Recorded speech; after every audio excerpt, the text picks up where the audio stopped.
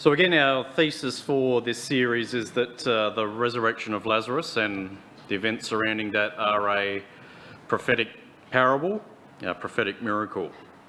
And it's a prophecy about events that were about to overtake Jesus' disciples in an endeavour for them to be prepared for those events, so that when they see them happen, their faith isn't going to be destroyed, but rather strengthened.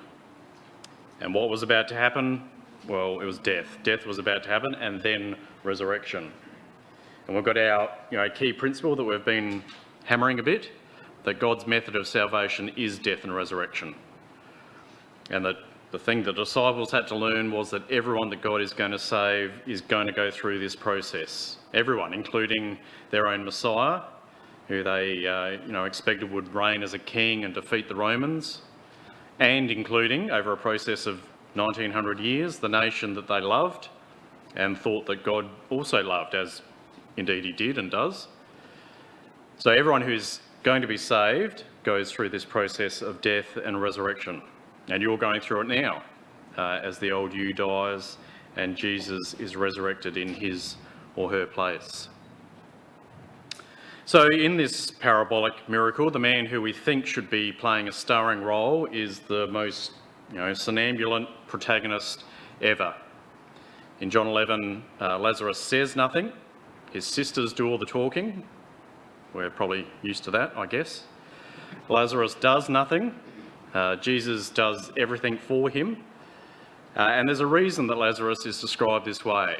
Because, I believe, he represents the faithless, sick, soon-to-be dead nation of Israel, the nation that Christ himself raised from the dead 70 years ago from our perspective. So back to verse 1 of John chapter 11. What's the first thing that we learn about Lazarus? Before we even learn his name, we learn that he was sick. Verse 1, now a certain man was sick, named Lazarus of Bethany, the town of Mary and her sister Martha.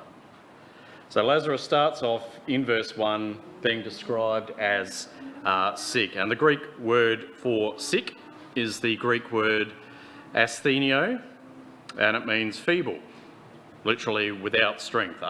Without, asthenio, strength, I guess. I made that bit up.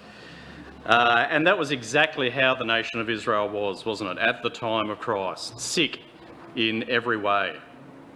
Militarily, politically, they were ruled by Rome, so they weren't in a healthy position there. They were ruled by the kings that Rome put over them, the Herods.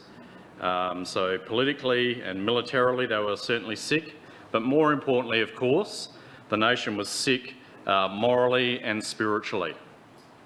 They were dominated by the Pharisees, who were blind in their legalism, as we saw this morning.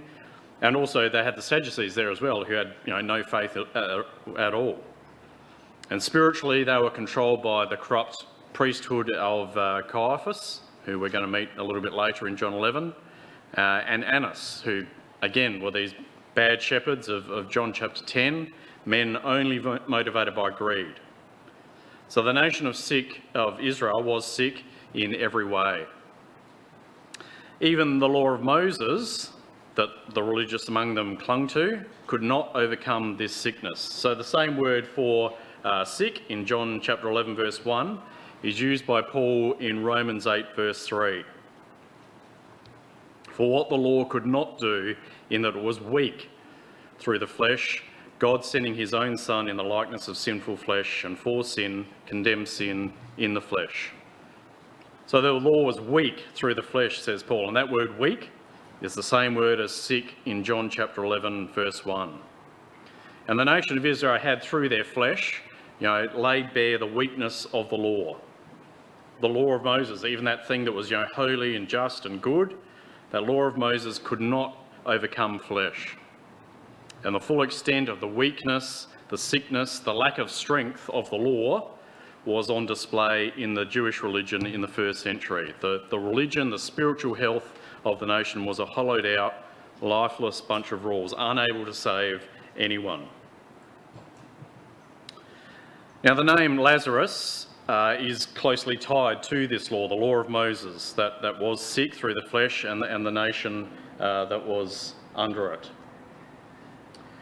So the name Lazarus in the Greek is the equivalent of Eliezer in the Hebrew, which means God helps.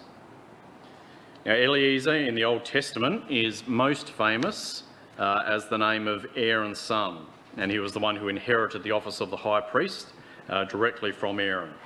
So he's the first high priest to the nation of Israel when they are established as a nation in the Promised Land.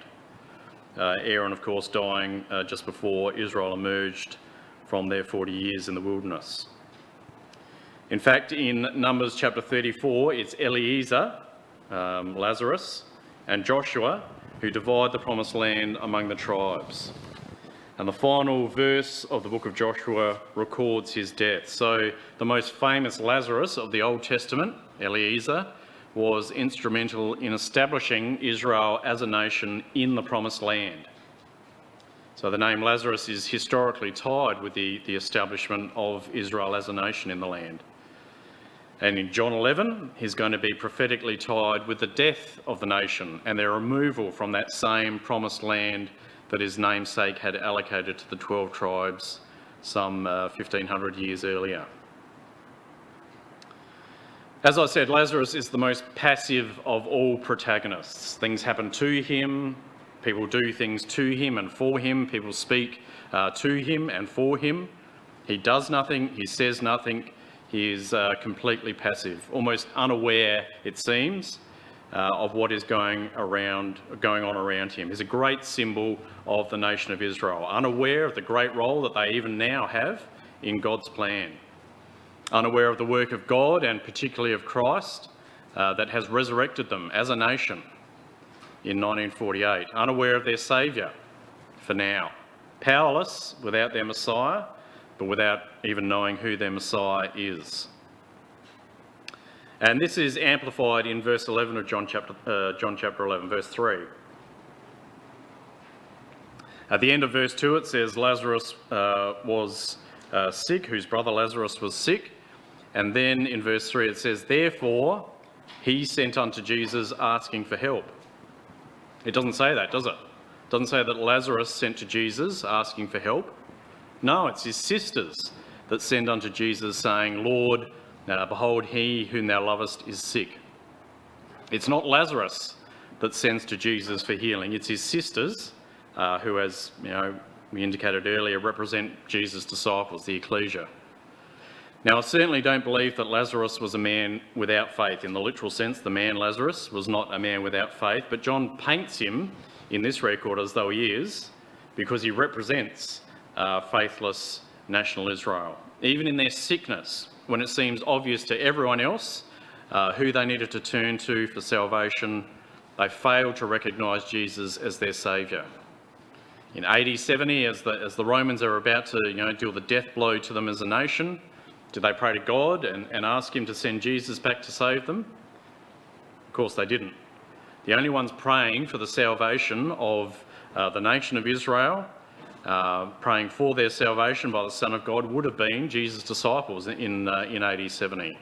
Certainly wasn't the Jewish rulers or the prayers in the temple wouldn't have been going to ask God to send Jesus back to save them.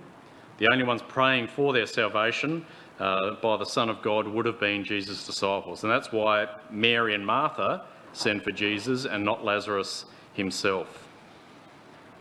As I said, I don't believe that Lazarus himself was a faithless man, but again, John paints him in such a way that links him with faithless and lifeless Israel.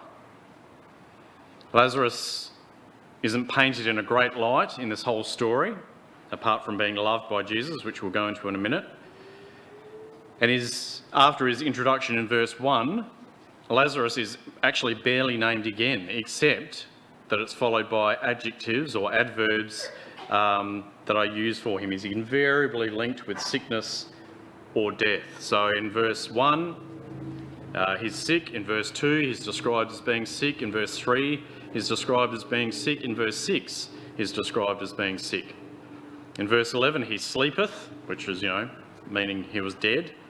In verse 14, he is dead, says Jesus. In verse 17, he's in the grave, so, dead as.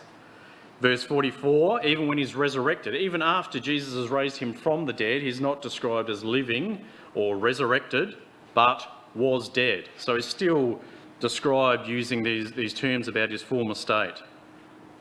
And in verse 44, in the sort of key verse to understanding this, he comes out of the grave, still bound about with, hand and foot in grave clothes. So even when he's resurrected, death clings to him still. And even in the next chapter, if you turn over to John 12, in verse 1, he's described as Lazarus which had been dead, whom he had raised from the dead. So it's still all this, Lazarus, it's all about death. And then verse 9 of chapter 12 again. They might see Lazarus also, whom Jesus had raised from the dead. And in verse 17, the people therefore that was with him when he called Lazarus out of the grave and raised him from the dead bear record. So whenever Lazarus is mentioned, he's either sick or is dead or he has been dead. This idea of sickness and death really describes the state of the nation as it was in Jesus' day. And even resurrected now, they're still resurrected in blindness. They can't see Christ, as it describes him in verse 44, bound hand and foot with grave clothes. So restricted movement, is not free. His face was bound about with a napkin, he can't see. Exactly how the nation was resurrected in 1948, still in ignorance of their true Saviour. So these ideas of sickness and death, how does God describe the nation of Israel, even way back in Isaiah's time?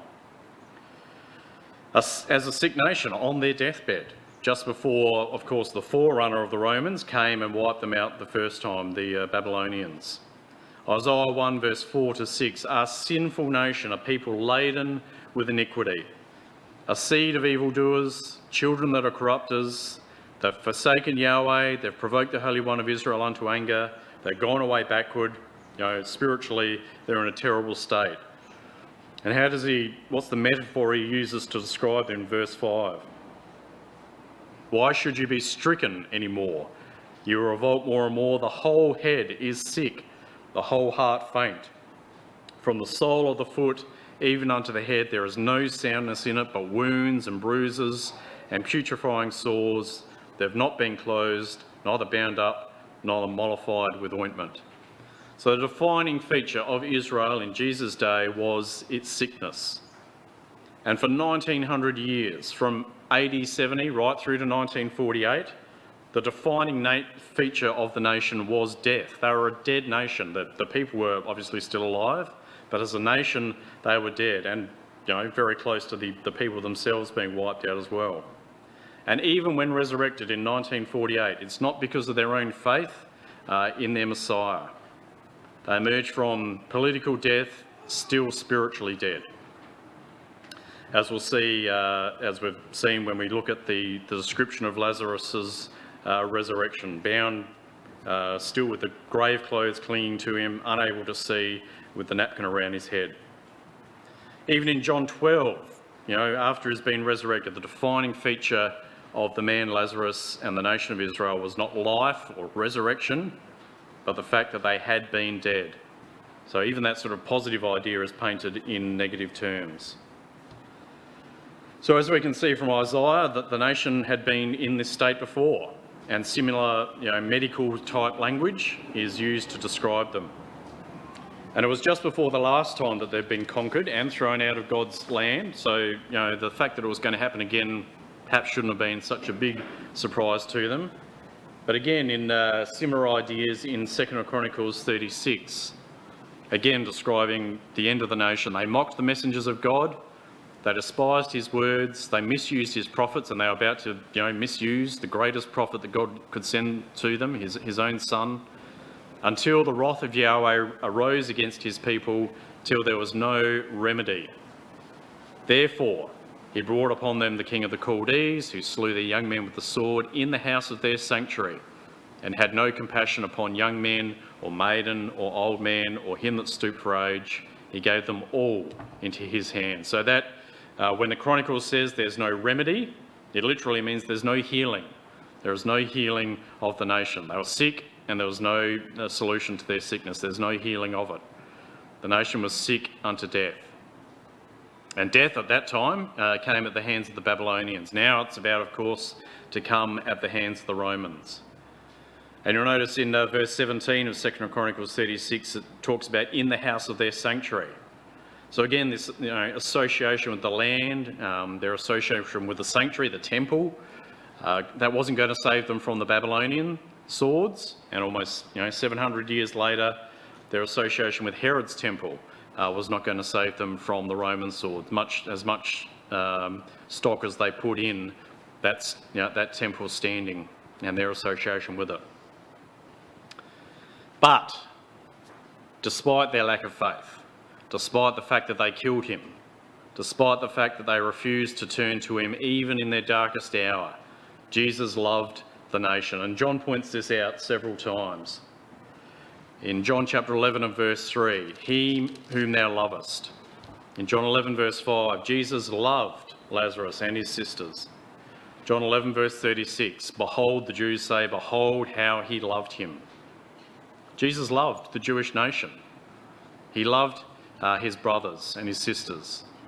Like, Joseph of old, despite their treatment of him. So, you note the sound of the surprise in the Jew's voice in verse 36 of John 11. Behold, how he loved him. As well, they should have been surprised, because that a man treated like Jesus was could still love his brothers and his sisters, the Jewish nation, even after they'd crucified him. He would have loved nothing more than that the nation could respond to him at his first advent, that they'd recognise him as their Messiah that he was then. But he knew it wasn't to be. And he expressed this love for the nation and, its capital city in Luke chapter 13. So in Luke 13, verse 34 and 35, he says about Israel and their city of Jerusalem, O Jerusalem, Jerusalem, which killest the prophets and stonest them that are sent unto thee. And they're about to kill him, obviously. How often would I have gathered thy children together, as a hen doth gather her brood under her wings, and you would not. Behold, your house, again, the temple that they put so much stock in, that they thought was their salvation. Behold, your house is left unto you desolate. And verily I say unto you, you shall not see me until the time come when ye shall say, blessed is he that cometh in the name of the Lord. So Jerusalem killed all their prophets, just as they were about to kill him. And yet does Jesus respond to their hatred with hatred? No, he wants to spread out his wings like a mother bird and comfort them. But he knows that they won't respond to his love. So their house would be desolated by the Romans beginning in AD 66. They won't recognise him as the Saviour until they say, blessed is he that comes in the name of the Lord. And that's exactly what they do as part of the prophetic parable in John chapter 12 and verse 13.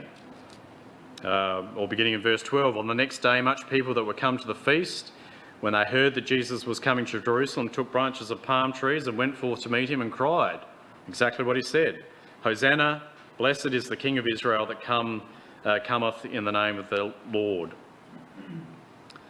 But their recognition of him in the parable, of course, doesn't come until after their national death and resurrection and his return back to the earth some 2,000 years later. They can't be saved as a nation until they've gone through this process of death and resurrection, and only then will they recognise Jesus' love for them.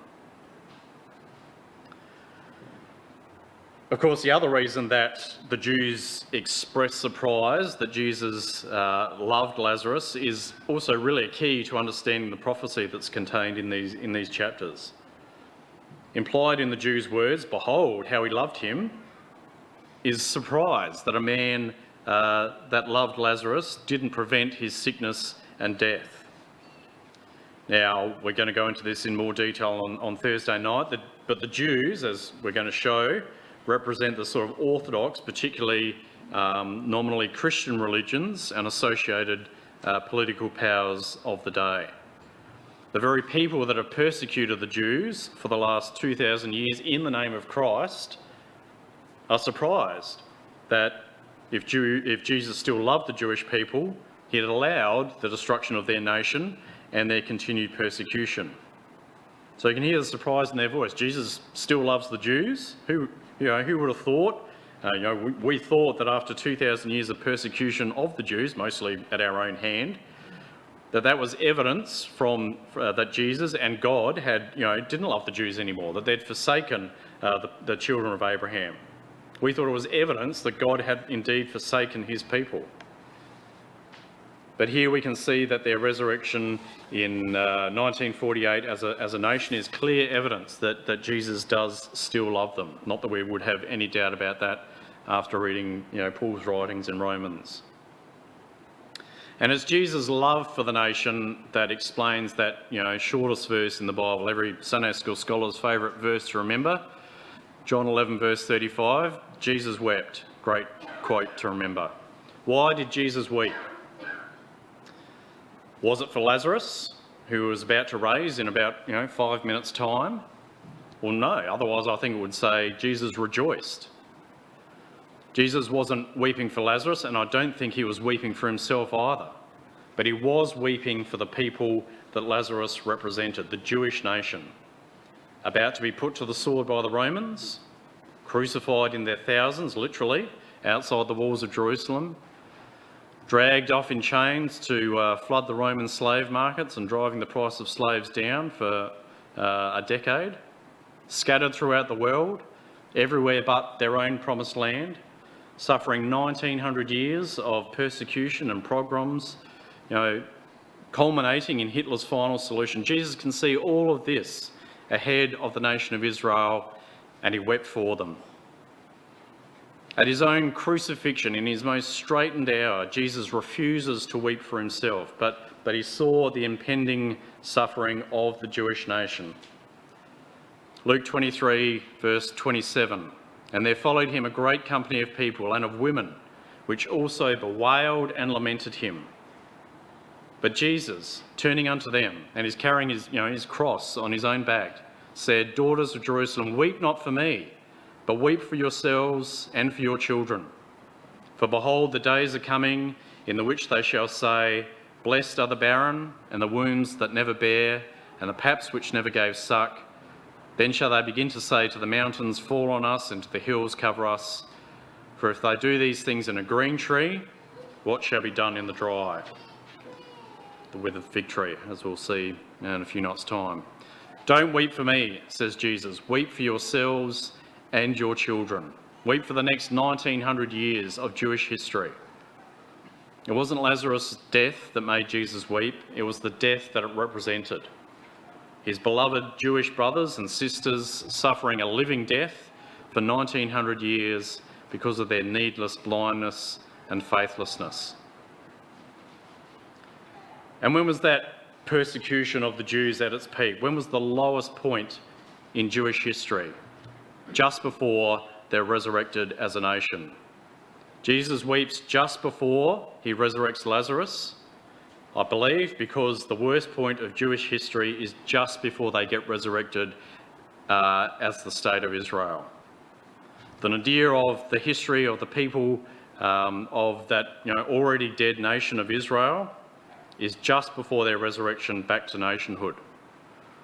The persecution of the Jews reached its systematic, scientific apotheosis under Hitler's Nazi Germany. And as the Nazis conquered Europe for Jews and sent 6 million of them to their deaths in concentration camps.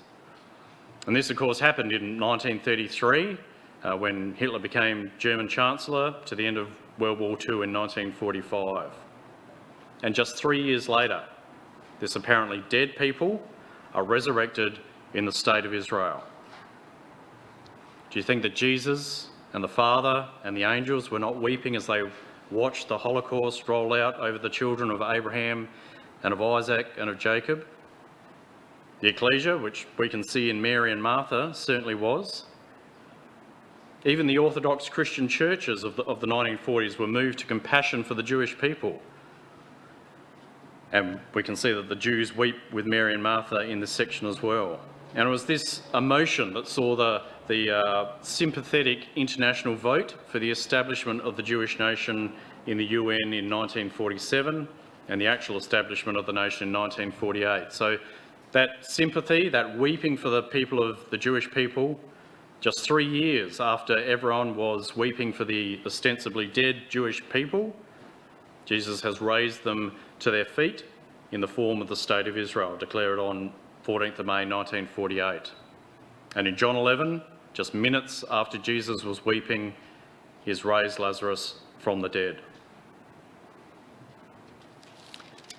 In John 11 verse 4, Jesus says, "This sickness is not unto death, but for the glory of God, that the Son of Man might be glorified thereby." This sickness is not unto death. Now, if you were Mary and Martha and you got that message back, but Jesus said this sickness isn't unto death, what do you think your response will have been when Lazarus does actually die?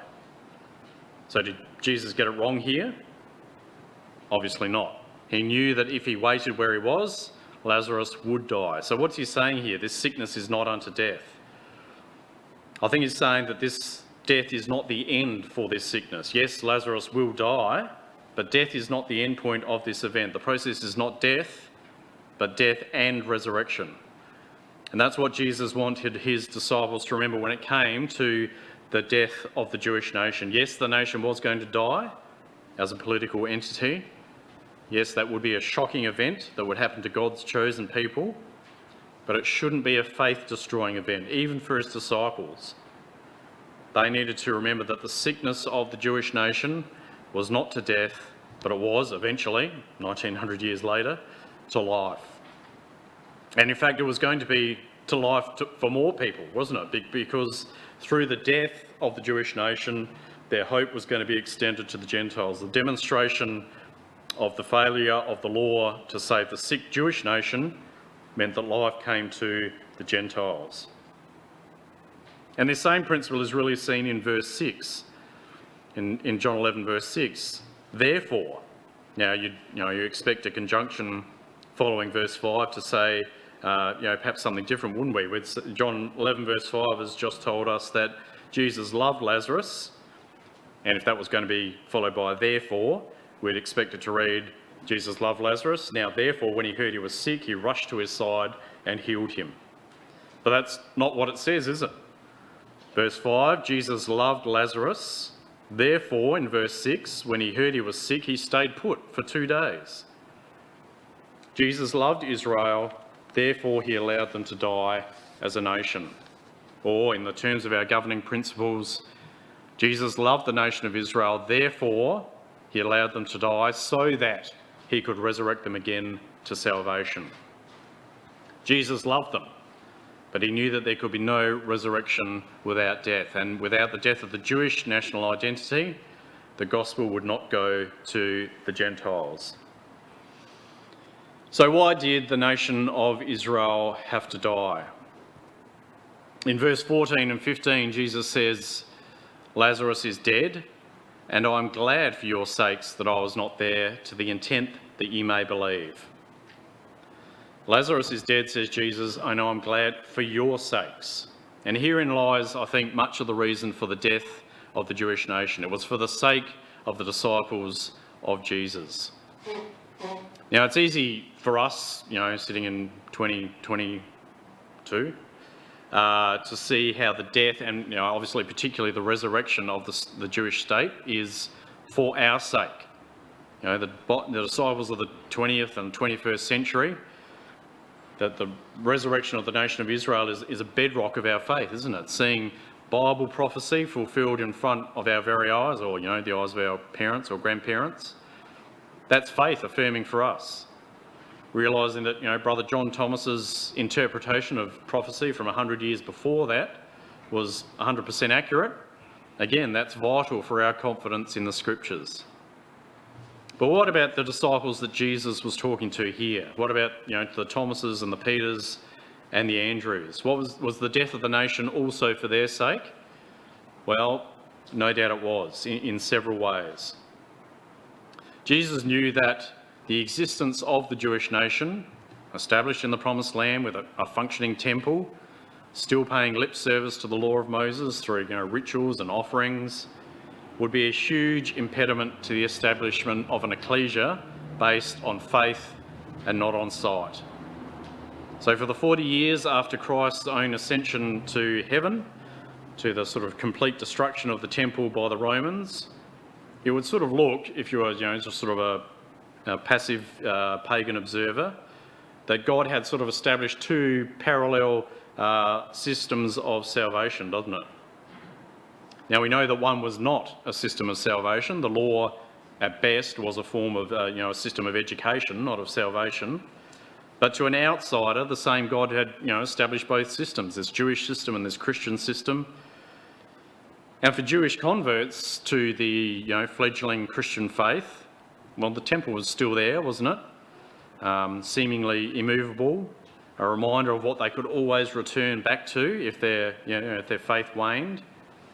So for the sake of the first century believers, the political and religious entity that was the Jewish nation had to be destroyed, and the Jewish people scattered away from their promised land.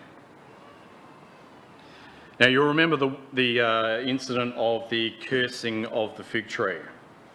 Another occasion where Jesus was warning his disciples that their beloved nation was going to perish. So Matthew 21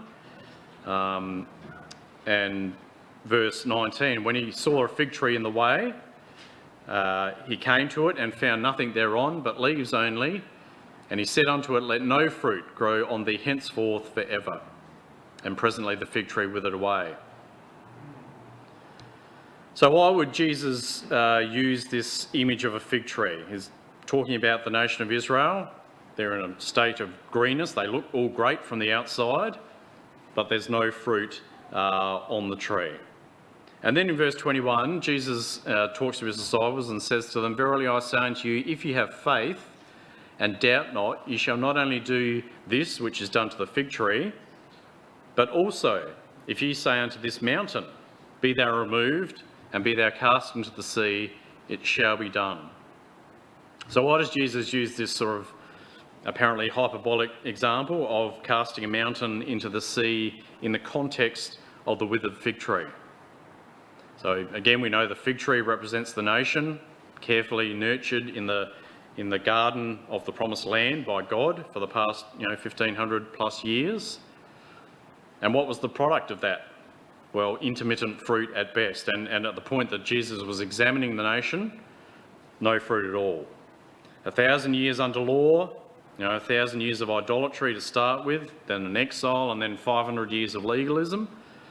It was really enough of a demonstration, even for us slow-witted humans, that law does not work, even in the most favourable of circumstances, with their own land, their own temple, their own Bible, their own priesthood, their own Levites, a few righteous kings. It doesn't work still. Either people are going to break the law, or they're going to go the opposite extreme and become self-righteous. And part of Jesus' role, of course, at his first advent was to examine the nation for fruit, and he spent 3.5 fruitless, pun intended, years doing that. The nation had all the appearance of this lush green growth, with their adherence to ritual and the nice clean clothes that they were wearing and the sacrifices they were making, as in literal animal sacrifices, but it was entirely without the fruit of the Spirit that God wanted. Law cannot produce the fruit of the Spirit. So the nation was cursed, and the curse meant that it withered. The nation had had its opportunity, 1.5 millennia of opportunity, before the Romans came and really withered them good and proper. And Jesus uses that metaphor of a mountain to, I think, describe the impediment that the nation would become to the growth of faith. Unless finally the Jewish mountain of opposition to the growth of the gospel was cast into the sea of nations, that is, the Jewish people were taken out of their promised land and scattered throughout the earth. I think that's what the taking of the mountain and casting into the sea, unless that happened, They were exiled from the promised land, forbidden to return, unless their temple was so completely destroyed that even when they did eventually return, there was no utilising of it for sacrifices. Then the growth of the truth, the growth of faith in the gospel was not guaranteed. And Paul puts it this way in Romans chapter 11, verse 25. For I would not, brethren, that ye should be ignorant of this mystery, lest ye should be wise in your own conceits. The blindness is in part is happened to Israel until the fullness of the Gentiles be come in. So the truth is that instead of Israel becoming a beacon of light, attracting the surrounding nations to the worship of God under the law of Moses, as you know, they'd had opportunity to do from the time of Joshua, they had instead become an obstruction. They'd failed to represent the character of God, and far from welcoming Gentiles to the light of the truth, they actively prevented their access.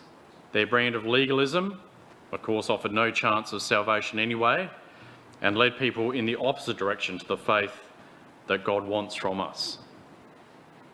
So without the death of the nation of Israel, without their removal from the promised land and the destruction of their temple, the salvation and the gospel coming to the Gentiles would have been several magnitudes more difficult.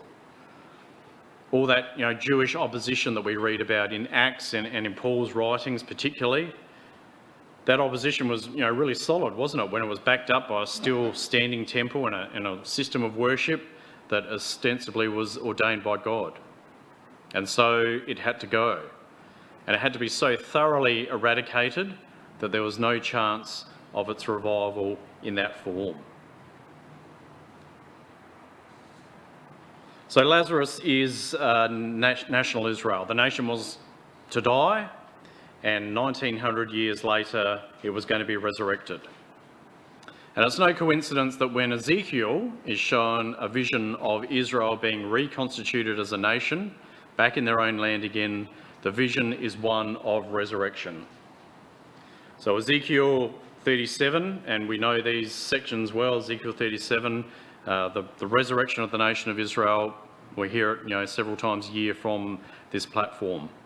Ezekiel 37 verse 12, therefore prophesy and say unto them, thus saith the Lord Yahweh, behold, O my people, I will open your graves and cause you to come up out of your graves and bring you into the land of Israel, and ye shall know that I am Yahweh when I have opened your graves, O my people, and brought you up out of your graves. So again, we know this chapter well, don't we? The valley of dry bones, brought together, covered in sinews and skin, and then life breathed into them. It's a prophecy of resurrection, the resurrection of the Jewish nation. And John 11 is also a prophecy about the resurrection of the Jewish nation played out in real life events, the resurrection of Lazarus. And in fact, Ezekiel 36 and 37 and 38 and 39 are really just an Old Testament rendition of the prophecy that's found in John chapter 10 and 11 and 12.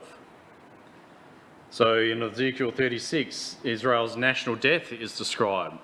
Ezekiel 36 verse 17, Son of man, when the house of Israel dwelt in their own land, they defiled it by their own way and by their doings. Their way was before me as the uncleanness of a removed woman. Wherefore, I poured my fury upon them for the blood that they had shed upon the land. Now they're about to shed the blood of the Son of God on their land, and for the idols wherewith they had polluted it. And I scattered them among the heathen, and they were dispersed through the countries according to their way and according to their doings I judged them. Now Ezekiel, of course, is talking in the first instance about the nation being destroyed by the Babylonians. But exactly the same events occurred for pretty much the same reasons some 600 or 670 years later. The Babylonians were just replaced by the Romans. And so we have a prophecy repeated from Ezekiel into the Gospel of John. In Ezekiel 36, we have the death of the nation described, and that's the death of Lazarus that's in John chapter 11 and verse 14. Then in chapter Ezekiel 37, we have the rebirth, the resurrection of the nation, those dry bones coming together and a national resurrection taking place. And that's the resurrection of Lazarus in John 11, verse 43. Then in Ezekiel 38, the Gentile nations plot against Israel, don't we? You know, the Gogin host, they plot against Israel, and that's seen in John chapter 12 and verse 10. So if you have a look there, the chief priests consulted that they might put Lazarus, the nation of Israel, also to death, because that by reason of him many of the Jews went away and believed on Jesus. So the Gentile nations plot against the nation of Israel and determined to wipe it off the map. Then Christ is revealed to Israel. That's in Ezekiel 39 verse 7, and in John that happens in John chapter 12, where he's received in triumph, riding into the city of Jerusalem. Then Christ is revealed to the Gentiles, and that happens in Ezekiel 39 and verse 21. And that section says, I will set my glory among the heathen, among the Gentiles, and all the heathen, all the Gentiles shall see my judgments that I have executed and my hand that I have laid upon them. The Gentiles shall see my judgment, it says in Ezekiel 39 verse 21. And what does John 12 and verse 21 say? These Greeks that came to the feast come to Philip and they say, Sir, we would see Jesus. So it's first revealed to the Jews in John chapter 12 and then to the Gentiles. And the same pattern has already been revealed to us in Ezekiel.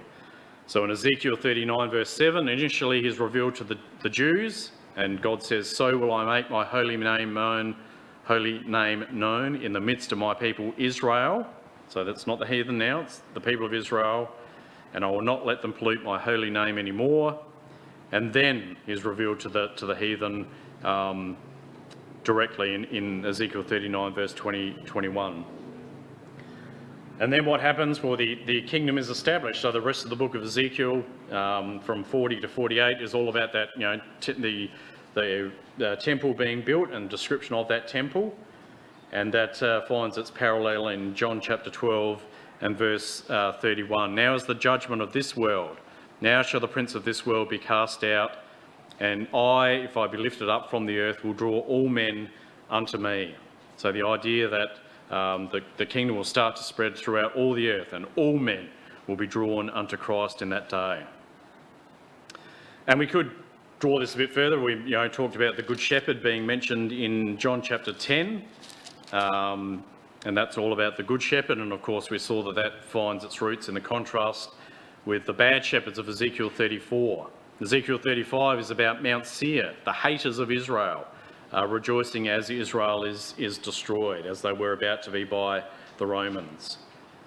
But Ezekiel 36 tells us that destruction of Israel is temporary, and it's going to be avenged. So that is the point of the prophecy of Lazarus, isn't it? It's temporary. The death of Israel is temporary. It's going to end in resurrection. It might be 1900 years later, but it is temporary. And interestingly, in Ezekiel 36, the end of that chapter, it talks about Israel being regathered despite still lacking faith. God says, I'm going to gather you, even though you still don't believe in me, I'm going to gather you for my name's sake and put the new covenant of the heart amongst you. You're going to be resurrected in ignorance, in other words, just as Lazarus was resurrected still in blindness with a napkin about his head. In John chapter 12, we read about this feast that's held at Bethany, when Jesus finally comes to Bethany, when he finally meets his ecclesia in a physical sense. And in verse 1 of John chapter 12, it says, Then Jesus, 6 days before the Passover, came to Bethany, where Lazarus was, which had been dead, whom he raised from the dead. All these, extra details that John adds in, if we don't sort of read it carefully, it seems pointless extra detail. There they made him a supper, and Martha served, but Lazarus was one of them that sat at the table with him. So, these are future events. We haven't seen this happen, have we yet? If Lazarus represents the nation of Israel, what does John chapter 12 tell us about what the future has in store for the nation of Israel? So again, John's really specific with his detail here, doesn't he? Isn't he? Even, repeating information that we already know. So Jesus comes to Bethany, tells us in verse 1, finally, and that's really all John needs to say, isn't it? But he says Jesus comes to Bethany, where Lazarus was. We know John, you've already told us that in chapter 11 a couple of times. Lazarus, who had been dead, yes, we know John. You've written a whole chapter of 57 verses about that just before. Lazarus, who had been dead, whom Jesus raised from the dead. Yet more information about what we know already. So again, more detail than we need in order to make a point or a couple of points. And John points out that Martha, the Jewish ecclesia, as we'll hopefully see in the next study, is there as well as Lazarus, and Mary, the Gentile ecclesia. So what does this sort of, but is very specific that Lazarus is here, isn't it? And that Jesus meets Lazarus here in this feast. So what about the order, the timing, and the sort of location of events at Jesus' return? Now this is, I guess, getting a bit speculative from me, but from the details that we can pick up in John chapter 12, what do we learn? We learn that Jesus returned to earth, and specifically his return to his ecclesia. Remember, Bethany represents the ecclesia, and the marriage supper of the Lamb, which is all what the beginning of John chapter 12 is about, will take place after the state of Israel has been resurrected. We know that already because Jesus still isn't back, and the state of Israel has been resurrected back in 1948, and here we are in 2022, still waiting for his return. So that's the first thing we learn from this prophecy. We learn that the marriage supper of the Lamb will probably be in Israel's territory.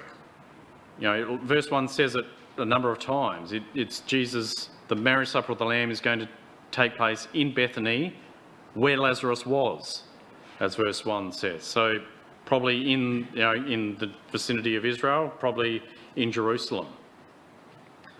And John emphasises that Lazarus will be there in verse 1. Lazarus, whom he'd raised from the dead, there they made him a supper, and Martha served. And then in verse 2 again, but Lazarus was one of them that sat at the table with him.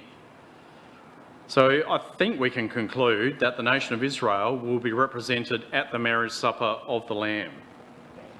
We know, of course, that they'll be represented because there will be Jewish saints at that marriage supper. And Paul tells us that a remnant will be saved in Romans 9 to 11. And we know that there will be specific Jews in the kingdom sitting at this marriage supper of the Lamb, Abraham and Isaac and Jacob, and Jews from that period of the kingdom of Israel, from when Joshua established them, Eliezer established them in the promised land, up until the Romans threw them out of the promised land. So that Lazarus will be there at the feast, represented by people who had been part of the kingdom of Israel. So there'll be a heap of unnamed Jews that we don't read about in the Old Testament, who will be there from the time of that kingdom of Israel, who served God under the law of Moses, who saw beyond the law to God's principles of salvation. And there have been faithful men and women who were taught through the law and the prophets about God's salvation. From the times, as I said, of Joshua, from when he entered into the land, right through to the advent of John the Baptist. And despite the sort of unfaithfulness of the nation generally as a whole, there were always some, the 7,000 who had not bowed the knee in the time of Jezebel, for example. These unnamed but faithful men and women, often in a minority, in what was ostensibly the kingdom of God on earth, will be raised to immortality to sit with Christ as part of his bride at that supper. But it's also possible, and here's a bit of speculation for you, that Christ will reveal himself to the Jews in Israel, and that they will begin to accept him as their Messiah at this point. And if that's the case, then perhaps representatives of the state of Israel, still mortal probably, Jewish mortals will also be present at the marriage supper of the Lamb. The literal resurrected nation may be represented at that feast, because it talks about Lazarus, which had been dead, whom he had raised from the dead. He's talking about, representatives of this resurrected nation. What are some of the other implications of the sort of sequence of events that are revealed in the rest of John 12 for sort of the order and the location that we can expect to see when Christ returns? Well, it seems that somehow the supper will take place in Israel, as we said. So, where Lazarus was, verse 1 says. Lazarus doesn't go to see Jesus and then they have the marriage supper of the Lamb. Jesus goes to where the resurrected nation of Israel is. Again, possibly in Jerusalem. Will the inhabitants of Israel be aware of it, perhaps? And it seems likely to me that people, there will definitely be people who have been raised from the dead to be rejected at that point. Obviously, that the Pharisees are going to be raised and judged, but rejected, and they will witness this event as well. They'll, of course, be mortal. Luke 13, verse 28, there shall be weeping and gnashing of teeth when ye shall see Abraham and Isaac and Jacob and all the prophets in the kingdom of God, and you yourselves thrust out. Now that seems like a reasonably literal image of what will happen. So the difficulty in sort of reconciling all this happening in and around the area of Israel, involving millions of resurrected people, both the accepted and the rejected. It's certainly within God's power to make it happen without the awareness of the world at large. But then what happens to the rejected mortal people once they've witnessed this beginning of the kingdom in the marriage supper of the Lamb? Do those presumably millions of people head back into the nearest city or towns? That's going to be a pretty dramatic event, to put it mildly. Perhaps they'll head back into the nations surrounding Israel, or even back to their home countries if they're Gentiles. Perhaps that will be the beginning of the revelation of Christ to his brothers, his Jewish brothers and sisters in Israel and the wider world. Now, it's possible, of course, that the world at this point, the world at large, is already sort of distracted by Russia's invasion of the Middle East and sweeping down into Egypt at this point. We don't really know. But John 12 verse 9 indicates that after the marriage supper, which takes place in those first 8 verses of John 12, there may be a general awareness of the return of Christ. Much people of the Jews, therefore, knew that he was there. So again, my interpretation of this is that people will hear that Jesus has returned. Will this message come from the rejected as they head back sort of into human civilization, having been thrust out of Christ's presence, or will it come from the citizens of Israel who are witness to the marriage supper of the Lamb? Somehow the world, the word gets out about this new self-proclaimed king in Jerusalem. And it's the people of the Jews who know that he's there. And again, the Jews represent the sort of orthodox religions of the day, the Christian church, basically, the Catholic Church particularly. Somehow they become aware, they knew that he was there, as it says in verse 9. They know that Jesus is there.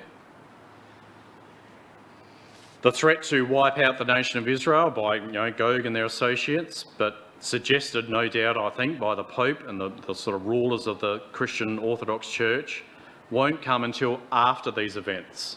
So then in verse 10 and 11, but the chief priests consulted that they might put Lazarus also to death, because that by reason of him many of the Jews went away and believed on Jesus. So it's not until after the marriage supper of the Lamb that the threat against Israel eventuates. And possibly the Gentile nations hear about a man, claiming to be the Jewish Messiah, being declared king in Jerusalem. Some Christians, respond to that, realising that this is in fact Jesus and seeking to be part of this new kingdom. But the Orthodox Church, the Catholic Church particularly, will see the threat that this poses to themselves, and they'll declare, this king not to be Christ, but Antichrist. And they'll motivate their associated powers, mostly centred in Europe, as we know from Ezekiel 38, to wipe out not just this sort of charlatan Antichrist, but the entire nation of Israel as well. And then in John chapter 12 and verse 12, comes Jesus' triumphant march into Jerusalem as a conquered king, having defeated, I think, Gog and the church. And then the entire Gentile world will come to Jerusalem seeking to see Jesus. So that's what I infer from what John reveals in his order of events here in John 12. I realise it's definitely speculative, and it's not entirely easy to sort of reconcile logically how all the events fit together. And I'm more than interested to hear what you think the order of events might be. Romans chapter 11 verse 15 says, "For if the casting away of them, of the Jews, be the reconciling of the world, what shall the receiving of them be but life from the dead?" And Paul really summarises in one verse, in Romans 11 verse 15, John 11 and 12, in that one verse, in his, in that section from Romans 9 to 11, about the role of the Jews and the Jewish nation in a sort of Christian world. The casting away of the Jewish nation was to be the reconciling of the world, by which Paul means the reconciling of the rest of the world, the Gentile world, the world that previously had been largely cut off from the hope of Israel. Lazarus had to die for the sake of the disciples, and particularly us as Gentile disciples. Israel had to be cast away for our sakes. But Paul's point in verse 15 of Romans 11 is, if bad things happen to God's people for a good thing to happen to the Gentiles, imagine the good things that will happen to everyone once good things start happening to the Jews. Life from the dead. And it's already started, hasn't it? The resurrection of Israel as a nation in 1948 is life from the dead. Many Gentiles turned to the Bible as a result of seeing that establishment of the nation of Israel in 1948 and subsequent years, 1967 when they took Jerusalem. That's more life from the dead, isn't it? All those Gentile converts, many of the people in this hall converted to the truth, or their forefathers perhaps, in that period. Then, of course, there is the literal resurrection of all the responsible who have died since Adam. That's still to come. That will be life from the dead for millions, won't it? And eventually Israel as a nation will acknowledge Jesus as their Messiah and then as their King. And this will be the receiving of them that Paul talks about. And as a result of this, Christ will save the Jews from seemingly certain destruction at the hands of Gog. That's more life from dead, isn't it? When the whole world sees this happen, people in their millions will turn to the King in Jerusalem for salvation. Thousands of millions of spiritually dead Gentiles will utter the words, "We would see Jesus," yet more life from the dead. And finally, death itself will be swallowed up in victory. O death, where is thy sting? O grave, where is thy victory? The sting of death is sin, and the strength of sin is the law. But thanks be to God, which giveth us the victory through our Lord Jesus Christ.